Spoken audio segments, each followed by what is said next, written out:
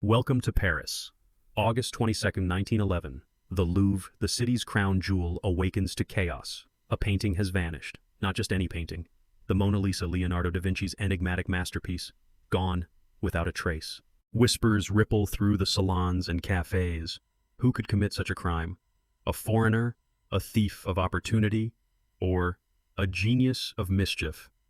The eyes of the world turn, and suspicion falls on one man. Guillaume Apollinaire, a poet, a radical, a lover of the avant-garde. At 31, he had already carved his name into Parisian bohemia. His poetry, sharp, experimental, unsettling, was as notorious as his presence in the cafes, the galleries, the salons of the city. Yet no one imagined that his fame, his very existence, would make him a suspect in the most audacious art theft in history. Authorities act swiftly. They arrest him, drag him through the streets of Paris, questioning, confining, accusing, but the evidence is thin. Nothing links him to the crime. 5 days of imprisonment, a name stained with suspicion, and a mystery that would grip the world for years. Meanwhile, the true thief, silent, patient, waits in the shadows. Vincenzo Peruggia, a man whose plan would finally unravel 2 years later. But for now, the poet stands accused, and the world watches, wondering. Paris, 1911. A city of light, but also a city of shadows. The streets buzz with the energy of artists, poets, and revolutionaries. Cafes filled with smoke and laughter, debates that stretch long into the night, the scent of ink and coffee lingering in the air. The Seine glimmers under the early autumn sun. A city alive with ambition, with secrets, with envy. Guillaume Apollinaire moves through this Paris, tall, lean eyes dark with curiosity. A poet whose words cut sharper than any blade. At 31, he has already earned a reputation as a provocateur, a lover of the extreme avant-garde, a supporter of cubism, a disruptor of tradition. He publishes his first collection of poetry in 1909, L'Enchanteur Pourrissant, the Rotting Magician, a work that unsettles and fascinates, the kind of poetry that whispers rebellion, that challenges the mind, that refuses to bow.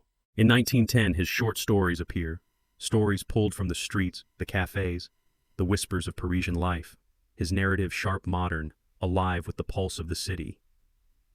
By 1913, he dives deeper, publishing Les Peintres Cubistes, Cubist painters praising the radical vision of artists who break forms, who fracture reality, who see the world in planes, in angles, in light and shadow.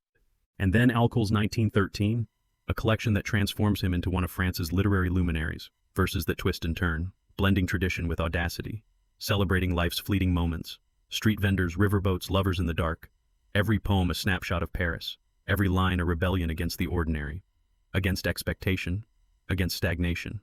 Apollinaire's life is a tapestry of contradictions, a man of intellect and intuition, of chaos and elegance. He thrives in bohemian circles, mingles with painters, dancers, and musicians, with cafe philosophers and radical thinkers. Yet his origins remain shrouded in mystery, believed born in Rome, raised in Italy, arriving in Paris at 20, and immediately enveloped in the city's intoxicating freedom. Authorities watch him with suspicion, a foreigner, enigmatic, unbound by convention. They see a man who challenges social norms, who speaks of art and revolution with equal fervor, who flirts with the edges of scandal. They do not yet know that fate will intertwine him with one of the century's most audacious crimes.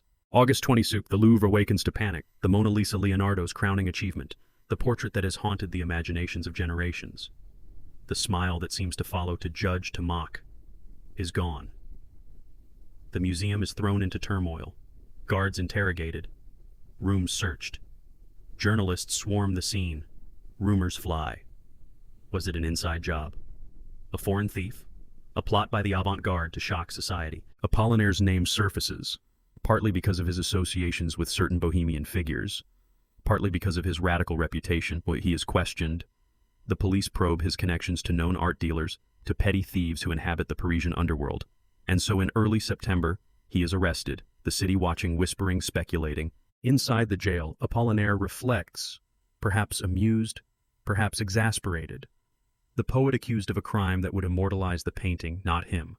5 days pass, interrogations, the weight of suspicion pressing, yet no proof, nothing concrete, A poet, a radical, a foreigner, misunderstood, feared, yet innocent. Meanwhile, in the shadows, Vincenzo Peruggia moves, a quiet man, loyal to an idea, not to fame, who will later emerge as the true thief, patiently waiting, biding time, the story weaving itself slowly toward revelation. Paris continues, indifferent yet captivated. Life flows on the Seine. Cafes still smoke with debate. Painters still seek light. Poets still scribble in notebooks. And in this city of light and shadows, Guillaume Apollinaire's brush with infamy leaves a mark, a reminder that in a world of beauty and obsession, suspicion can fall on anyone, even a poet, even a lover of the avant-garde, even a man whose only crime was to live boldly. August 22, 1911, a Tuesday morning. The Louvre opens as usual. Visitors drift through its galleries, unaware that history is about to be rewritten. In the Salle des États, the Mona Lisa hangs quietly, her gaze subtle, enigmatic, watching, as always. By midday, the unthinkable is discovered. The frame is empty. The painting has vanished. Panic spreads through the museum. Guards and officials scramble. Questions rise like a tidal wave. Who could have done this? How, when the security at the Louvre, though respectable, had been surprisingly lax? Doors unlocked, corridors sparsely monitored. A gap the thief exploited with precision.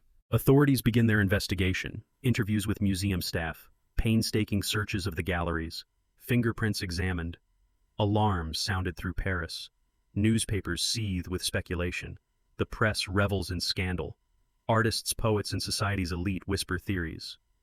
Could it be an insider? A foreign agent? A daring bohemian prank? Among those named is Guillaume Apollinaire.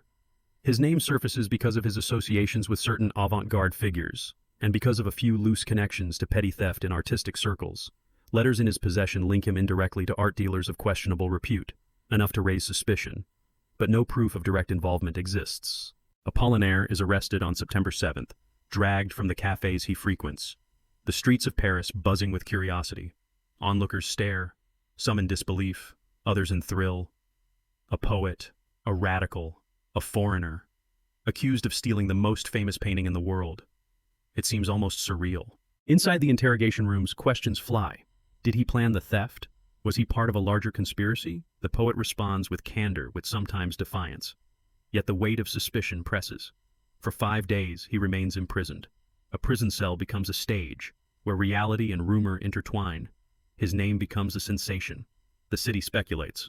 Artists rally, friends plead. Meanwhile, behind the scenes, Vincenzo Peruggia, a former Louvre employee, works silently. He had long nursed a plan, motivated not by fame but by national pride, a desire to return the painting to Italy, he claims later. He blends into Parisian society, unnoticed, patient, waiting. The true story hidden beneath layers of conjecture and false leads. The investigation is chaotic, clues are misread, reports contradict, every lead seems to evaporate. Journalists fan the flames of scandal. They imagine bohemian conspiracies, surrealist thefts, mysterious foreigners. And the figure of Apollinaire grows, both myth and man, whispered in cafes, debated in salons, painted in caricature in newspapers. Rumors swirl. Some claim he orchestrated the theft with accomplices. Some say he was framed. Others, enchanted by the audacity of the crime, romanticize him. The poet thief. The lines between fact and folklore blur, as always in Paris, where reality bends under the weight of imagination. After 5 days, Apollinaire is released. No evidence ties him to the theft. His reputation, though, has shifted. He is forever linked in public memory to the vanished Mona Lisa, a brush with infamy, a flirtation with scandal, a moment where art crime and society collide. The Louvre reopens its doors to visitors, but a shadow lingers. Every gaze upward toward the empty frame recalls the tension of those days. The story of the theft becomes legend, stories told in whispers in papers and anecdotes, and Apollinaire returns to his life, his poetry, his bohemian existence, marked but not broken.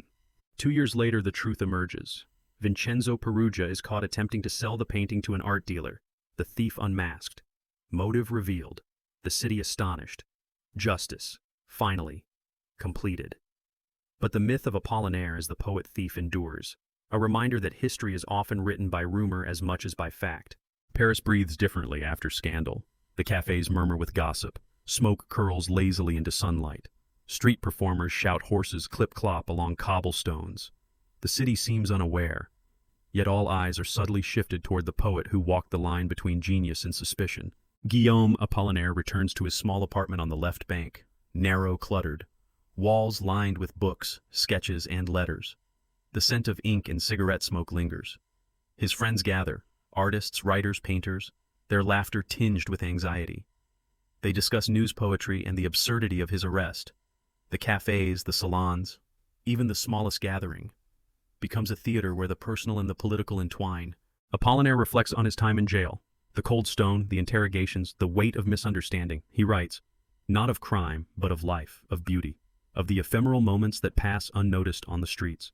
Poems take shape, lines twisting like Parisian alleyways, words sharp, lyrical, rebellious, a mirror of his existence. Yet beyond the walls of his apartment, Paris watches. Some whisper that the poet was guilty, others see a martyr, an artist caught in the crossfire of social fear. Newspapers caricature him, satire paints him in bold strokes. A man both celebrated and feared, misunderstood by the masses yet revered in artistic circles. In the Louvre, the empty frame looms. Guards patrol with a mix of vigilance and resignation. Visitors pass by, curious, unaware of the drama that has unfolded. The Mona Lisa's absence creates a void, an invitation for speculation, a stage for myth-making. And in these galleries, Apollinaire's presence is felt, through letters, through gossip, through the invisible threads connecting poet painting and public imagination. His friends rally. Picasso, Derain, other avant-garde figures. Conversations flow late into the night, discussions of cubism, of the future of art, of the absurdity of authority. They defend him quietly, a poet caught in the machinery of suspicion. They understand that genius often draws scrutiny, that the edges of society fear what cannot be tamed. Evenings stretch long, Parisian lamps flicker, shadows creep across the streets. Apollinaire walks alone, contemplating the river, the bridges, the faces in the crowd. Each person a story, each street corner a poem waiting to be written. He sees his city not as it is, but as it could be, fluid, chaotic, alive. The human story is not of guilt or innocence, but of perception, of fear and admiration, of society's fascination with scandal. Apollinaire's arrest becomes a lens, through which one sees the fragility of reputation, the intensity of artistic life, the tension between authority and creativity. Yet life continues. The poet writes, he attends gatherings, he observes, he sketches, he critiques, he loves. Paris remains a labyrinth of inspiration and danger. The world beyond the arrest exists. Cafes, galleries, studios, apartments filled with the hum of creation. The human layer of the story emerges here, in these ordinary, vibrant, and intimate moments. And all the while, Vincenzo Peruggia moves silently. The true thief, the story beyond the rumor, waiting for time to reveal what truth hides. The poet lives, the city breathes, and the legend grows. 2 years later, 1913, Paris is still whispering about the vanished Mona Lisa. The empty frame, the rumors, the caricatures. The story refuses to fade. The world watches. Newspapers in London, New York, and Rome carry headlines. Mona Lisa stolen. Poet suspected. Art world in shock. Meanwhile, Vincenzo Peruggia, a quiet, unassuming man, a former Louvre employee, moves deliberately through Paris, unnoticed. A man of simple appearance. Ordinary, yet driven by obsession. He keeps the painting hidden, carefully, reverently, wrapped, tucked away in a modest apartment, waiting for the right moment. Peruggia's motive is part patriotism, part greed. He claims he wants to return the masterpiece to Italy, a sense of justice. Yet the audacity of the theft is undeniable. Meticulous planning, inside knowledge of the museum's routines, his previous employment giving him insight into guard rotations and security lapses.